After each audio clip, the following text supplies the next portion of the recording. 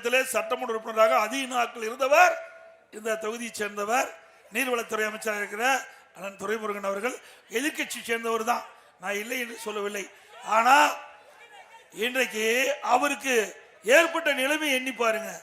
திமுக குடும்பத்தில் பிறந்த திரு உதயநிதி துணை முதலமைச்சர். எப்ப பார்த்தாலும் ஸ்டாலின் பேசுவார். எமர்ஜென்சில நான் ஜெயிலுக்கு போனேன், அதே போல மிஸ்ஸால நான் ஜெயிலுக்கு போனோம், அதே போல பக்கத்தில் இருக்கிற துரைமுருகனும் எமர்ஜென்சியில் ஜெயிலுக்கு தான் போனார். அதே போல அவரும் மிஸ்ஸால ஜெயிலுக்கு தான் போனார். எந்த வித ஜெயிலையும் பார்க்காத, எந்த வித போராட்டத்திலையும் கலந்துக்காத, எந்த ஆர்ப்பாட்டத்திலையும் கலந்துக்காத, அரசியலே புதிதாக வந்த உதயநிதி அவர்களுக்கு எம்எல்ஏ, அப்புறம் அமைச்சர், அப்புறம் துணை முதலமைச்சர். இது என்ன சொல்லுது? இதுதான் கார்பரேட் கம்பெனி. உண்மைதானே? கஷ்டப்பட்டு உழைத்தவர் அப்படியே அம்போனுக்கு வந்துட்டு இருக்காரு. எனக்கு எதிர்த்து மாதிரி தான் வந்திருப்பார். ஆனா அவர் இருக்கிற இடம் அங்க இல்ல, இங்க இருந்தா எங்கேயோ போயிருப்பார்.